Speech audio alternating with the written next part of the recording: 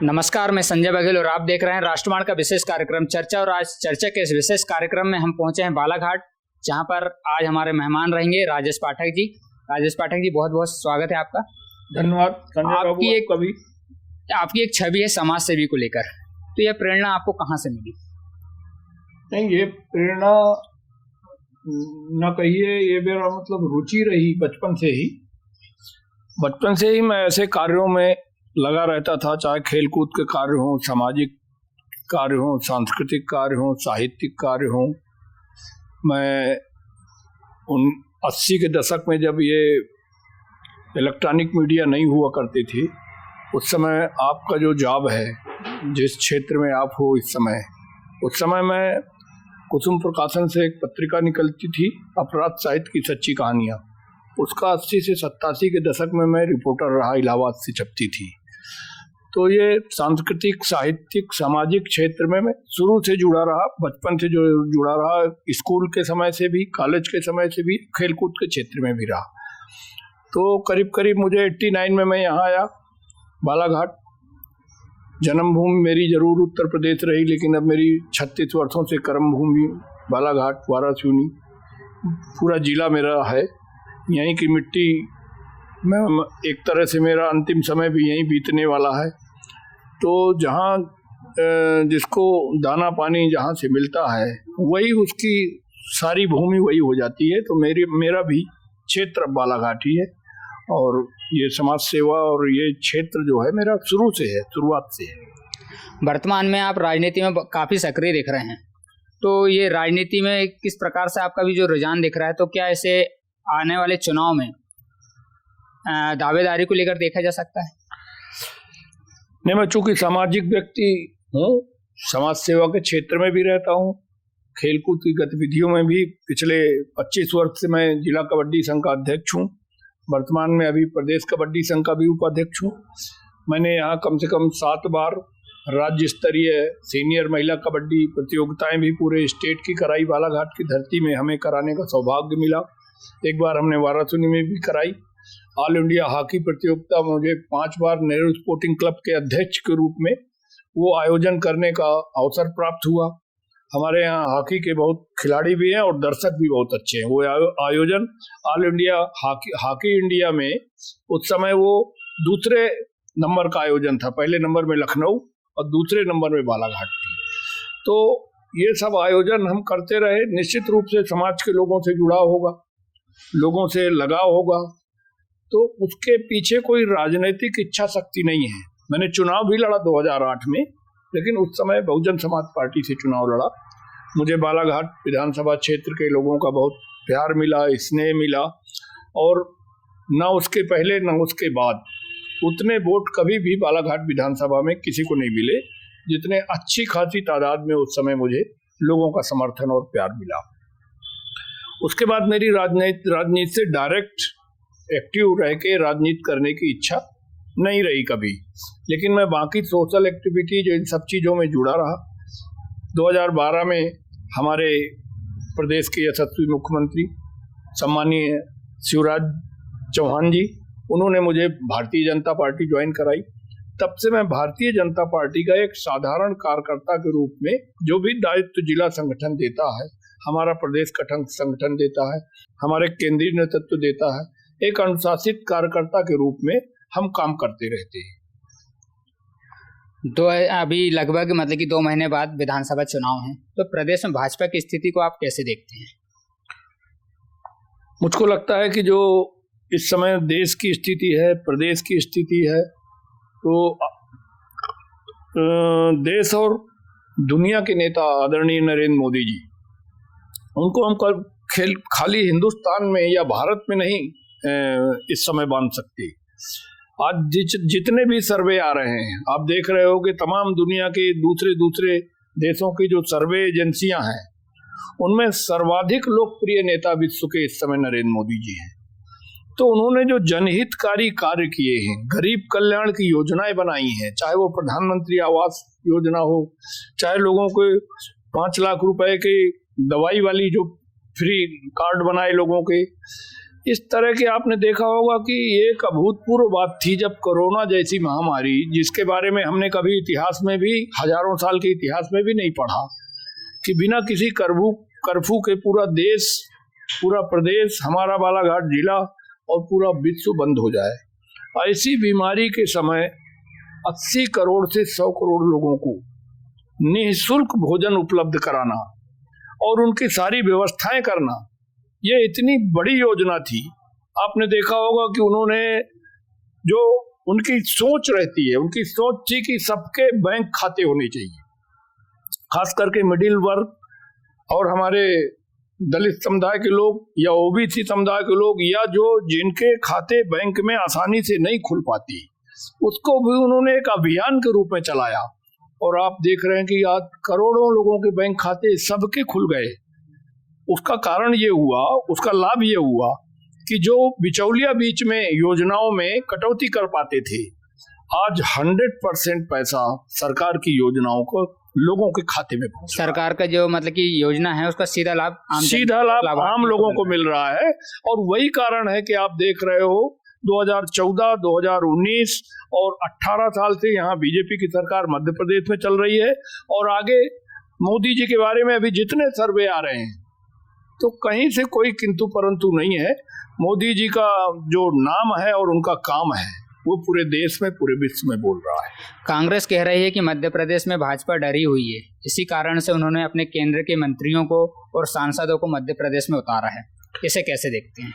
मैंने आपको बताया कि भारतीय जनता पार्टी एक अनुशासन प्रिय पार्टी है, अनुशासन से बंधी हुई पार्टी है। यहाँ पार्टी नेतृत्व का जो भी आदेश होता है, उसके पीछे सारी सोच ऊपर के नेता लोगों की रहती है। निश्चित रूप से उसका फायदा भारतीय जनता पार्टी को मिलने वाला है। इतने वरिष्ठ नेतृत्व जी जो एक विधानसभा सीट नहीं, 2-4 जिले कवर करते हैं, तो जो पार्टी की सोच है उसका फायदा आगे आने वाले चुनाव में 2 महीने में आप देखेंगे, जब परिणाम आएंगे, उसका फायदा निश्चित रूप से भारतीय जनता पार्टी को मिलेगा और सरकार बनाने में बहुत बड़ी भूमिका रहेगी जो ये टिकट बांटे गए। खबर है कि आप वारासिवनी से विधायक की दावेदारी कर रहे हैं, कितनी सच्चाई है? मैं शुरू में 89 में जब आया तो करीब 12 वर्ष में वारासिवनी में ही रहा। तो वारासिवनी जब रहा तो मेरा निश्चित रूप से वहाँ लोगों से जीवंत परिचय है। मुझे ऐसा लगता है वारासिवनी में फीलिंग होती है कि मैं अपने परिवार के बीच में हूँ। वहाँ मैं गांव-गांव एक परिवार से मेरा परिचय रहा, 12 वर्ष में वहाँ घूमता रहा। इसके बाद भी लगातार बालाघाट में रह के भी मुझे वारासिवनी में एक फीलिंग होती है कि मेरे एक परिवार के बीच में बैठा हूँ।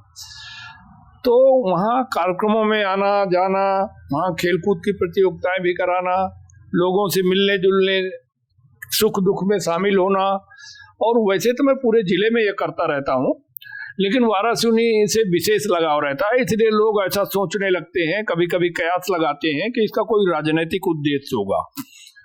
राजनीतिक उद्देश्य नहीं है। बाकी मैं पार्टी का कार्यकर्ता हूँ। पार्टी नेतृत्व, हमारा प्रदेश का नेतृत्व, हमारे केंद्रीय नेतृत्व, जो भी जहां उसको उपयोग करने चाहते हैं, जहां उस जिसको काम पे लगाया जाता है, जहां जिसको जो दायित्व दिया जाता है, करीब 12-13 साल से जो भी दायित्व जहां भी पार्टी हमको देती है, हम एक साधारण कार्यकर्ता के रूप में उस दायित्व को निभाने का प्रयास करते हैं, आगे भी करते रहेंगे। देखा गया था कि पिछले वर्ष आप अपने सारे सहयोगी के साथ में मड़ई मेले में जिस प्रकार से सक्रियता के साथ में जनसंपर्क में थे और घूमना आपने शुरू किया था, उससे राजनीति में यही देखा जा रहा था कि पाठक जी भविष्य में राजनीति की तैयारी कर रहे हैं, विधानसभा की तैयारी कर रहे हैं।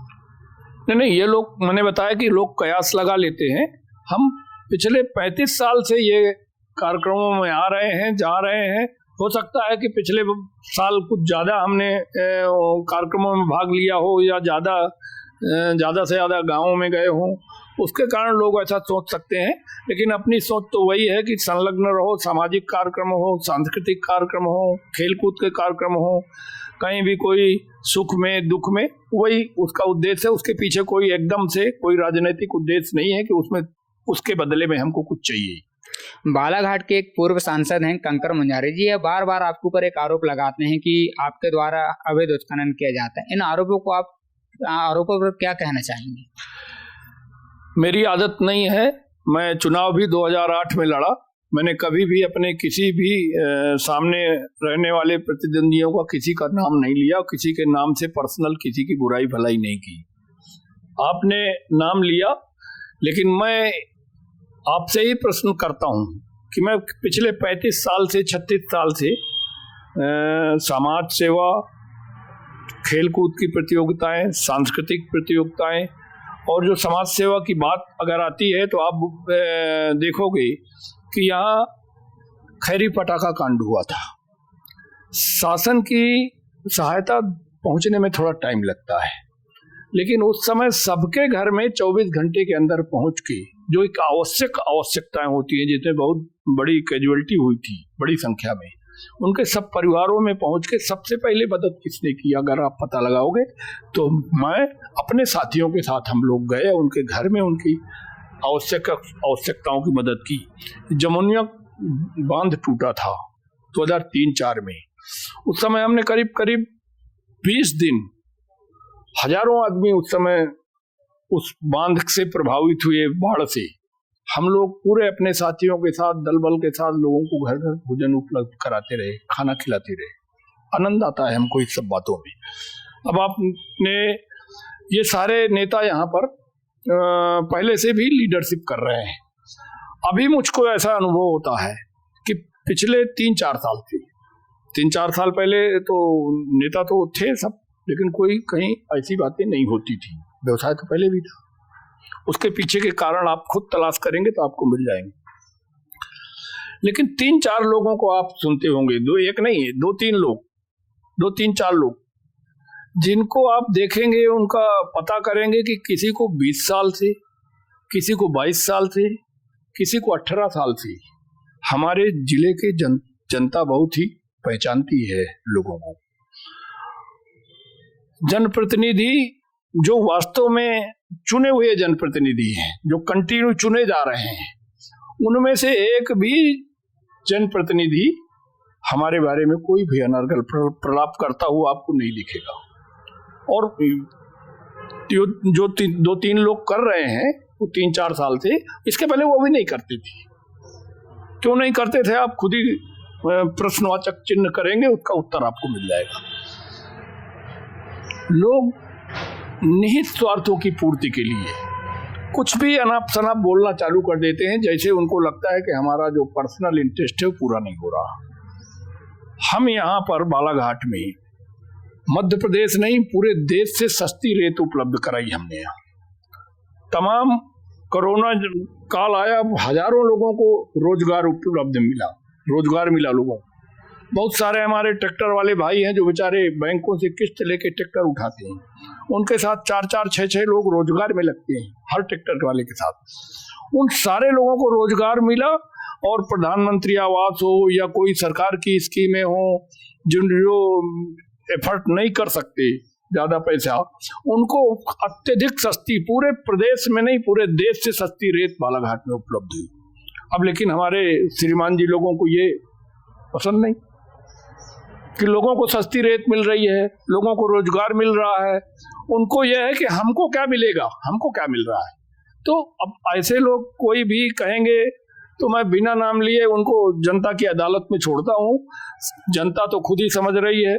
जनता ऐसे लोगों को मुझे लगता है कि अवसर ही नहीं देती, उनके बारे में समझती है, उनके बारे में परखती है कि ये लोग क्यों ऐसी बात कर रहे हैं। जनहित की कोई बात ही नहीं उठाती है। 3-4 लोग बोलते जनप्रतिनिधि हैं, तो जनता के मुद्दे उठाओ। आप कहाँ पुल टूटा हुआ है, कहाँ पुलिया टूटी हुई है, कहाँ रोड बनी है कि नहीं बनी, कहाँ लोगों को शासन की योजनाओं का लाभ मिल रहा है कि नहीं मिल रहा, आप उसकी बात करो। आप देखोगे 3-4 साल से जनहित की कोई बात नहीं कर, जनता के हित की कोई लड़ाई नहीं लड़ते।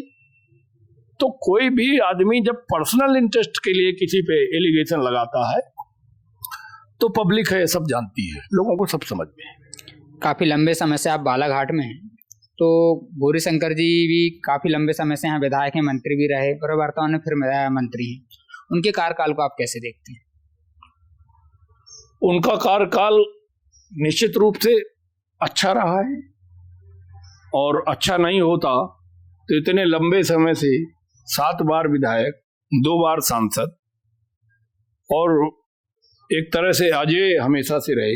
लोगों का प्यार है उनके साथ, लोगों का जुड़ाव है उनके साथ, और लोगों की भावनाएं हैं उनके साथ। लोगों के लिए करते हैं, सुख में दुख में हमेशा शामिल होते हैं, इसीलिए जनता प्यार करती है उनको, स्नेह देती है, बराबर चुनती है। बालाघाट की राजनीति में सामाजिक समीकरण को आप कितना मानते हैं? सामाजिक समीकरण का भी एक फैक्टर है, निश्चित रूप से कई जगह प्रभावित करता है, कई जगह नहीं करता, लेकिन मुख्य फैक्टर होता है व्यक्ति का कार्य। और व्यक्ति का अगर कार्य अच्छा है, व्यक्ति का अपना लगाव अच्छा है, लोगों से जुड़ाव अच्छा है, लोगों सिंपल तरीके से लोग उससे मुलाकात कर सकते हैं, तो निश्चित रूप से लोग उनसे जुड़ते हैं और ऐसे सब लोग को लोग कामयाब भी करते हैं, जनता चुनती भी है ऐसे लोगों को। आगामी विधानसभा चुनाव में बालाघाट में भाजपा कितनी सीटें ला सकती है? अब हम तो भारतीय जनता पार्टी के कार्यकर्ता है, हम तो बोलेंगे 6 की 6 सीटें जीतेगी। इसीलिए हमारा केंद्रीय नेतृत्व तो प्रदेश नेतृत्व लगा हुआ है और हम सब पूरे पार्टी के कार्यकर्ता लगे हुए हैं। जिस तरह से हाईकमान ने 3 केंद्रीय मंत्रियों को मध्य प्रदेश में उतारा है, तो क्या ऐसा लग रहा है कि मतलब कि सीएम चेहरा के बदलाव की आहट है? नहीं, उसके पीछे ऐसा कुछ नहीं है, वो पार्टी की रणनीति है और ये बहुत ऊपर वालों से पूछने वाला प्रश्न है। मेरे जैसा साधारण कार्यकर्ता उसका कोई उत्तर भी नहीं दे सकता। हम लोग तो पार्टी के वफादार सिपाही की तरह जो आदेश निर्देश मिलता है, जो दायित्व मिलता है, उसको करते रहते हैं। अगर भाजपा में आपको 12 सिवनी से मौका मिलता है, टिकट मिलती है और जनता आपको जता के लाती है, तो 12 सिवनी विधानसभा के लिए आपका क्या विजन रहेगा? हाँ, मैंने जैसा कि बताया कि आप जबलपुर में आप हमारे महाकौशल में देखेंगे कि जबलपुर को हम महाकौशल की संस्कारधानी के रूप में बुलाते हैं, जानते भी हैं, पहचानते भी हैं और संस्कारधानी के रूप में प्रचलित भी है जबलपुर। ठीक उसी तरह बालाघाट जिले की हमारी संस्कारधानी अगर किसी को कहा जाता है तो वारासिवनी को भी कहा जाता है। निश्चित रूप से वारासिवनी की धरती ऐसी है, अगर आप वहाँ का इतिहास पता करोगे तो जो अंग्रेजों से लड़ाई लड़ने वाले स्वतंत्रता संग्राम सेनानी थी, उनकी बहुत बड़ी तादाद वारासिवनी में है। वारासिवनी जिला मुख्यालय नहीं बना, वो एक अलग चीज है, लेकिन वारासिवनी में वो सब चीजें हैं जो एक डिस्ट्रिक्ट मुख्यालय में होती हैं और इसीलिए बालाघाट जिले का उसको हृदय कहा जाता है। हमारे जिले के संस्कारधानी के रूप में वारासिवनी जानी जाती है। और वारासिवनी में अभी पिछले 18-20 साल से आप देख रहे होंगे भारतीय जनता पार्टी की सरकार है पूरे प्रदेश में। जितना वहाँ विकास हुआ है, ज्यादा से ज्यादा विकास आप देखेंगे, चाहे नगर पालिका के द्वारा किया गया हो, चाहे गांव में सड़कों के रूप में हो, चाहे बड़े बड़े पुल और पुलियों के रूप में हो, चाहे सीएम राइस स्कूल हो, मतलब जो भी डेवलपमेंट वारासिवनी में ज्यादा से ज्यादा हो सकता है उसको अधिकतम करने का प्रयास हमारी पार्टी और हमारे नेता ने करने का प्रयास किया है। हमारी सरकार, भारतीय जनता पार्टी की सरकार ने करने का प्रयास किया है। अभी वहाँ बहुत चीजें हैं, जैसे अभी ओवरब्रिज की भी घोषणा हो गई, वहाँ वो भी सब चीजें बन रही हैं, लेकिन वहाँ जितना काम किया जा सके वो सारा हमारे पार्टी और केंद्रीय नेतृत्व और प्रदेश नेतृत्व के सब निगाह में है। आगे आने वाला समय वारासिवनी के लिए बहुत ही और सुखद होगा और समृद्ध होगा और वारासिवनी जो हमारी संस्कारधानी है वो और उसके नाम को पूरे प्रदेश में पहचान मिलेगी। वारासिवनी में वर्तमान में निर्दलीय विधायक हैं, तो ऐसी क्या वजह थी कि पिछले चुनाव में मतलब कि भाजपा वहां पर चूक गई? अब ये चुनाव को भी हम खेल की भावनाओं से हमको लेना चाहिए। दो खिलाड़ी आते हैं मैदान में, चाहे वो राजनीति का क्षेत्र हो चाहे खेल का क्षेत्र हो, एक हारता है एक जीतता है। हारने वाला समीक्षा करता है कि मुझसे कमी क्या रह गई। और लोकतंत्र में जो भारत का लोकतंत्र है दुनिया में एक अपनी अलग पहचान रखता है, बहुत मजबूत लोकतंत्र है। और लोकतंत्र में जनता ही भगवान होती है और जनता का जो फैसला होता है उसको सबको सिरोधार्य करना चाहिए। तो निश्चित रूप से वारासिवनी की जनता ने अगर कोई फैसला दिया या आगे देगी या कहीं की जनता प्रदेश की देती है तो उस फैसले को हम सबको अपने राजनीतिक सोच को दरकिनार करते हुए उससे ऊपर उठकर जनता की भावनाओं का सम्मान, जनता के फैसले का आदर करना चाहिए। अब कहीं चूक रह गई होगी तो उसको पार्टी दुरुस्त करेगी, उस पर समीक्षा हुई पिछले 5 साल में, और निश्चित रूप से आगे पार्टी अच्छा परफॉर्मेंस करेगी। तो आप देख रहे थे राजेश पाठक जी को, जिन्होंने सभी सवालों का जवाब बहुत ही बेबाकी से दिया और उन्होंने बता भी दिया कि अगर पार्टी उन्हें मौका देती है तो 12 सिवनी विधानसभा के लिए वो किस तरह से विकास के काम करेंगे और 12 सिवनी विधानसभा के लिए उनके क्या उद्देश्य हैं। फिर अगले वीडियो के साथ फिर मिलेंगे, दीजिए इजाजत, नमस्कार। धन्यवाद संजय बाबू, आपको, आपकी पूरी टीम को।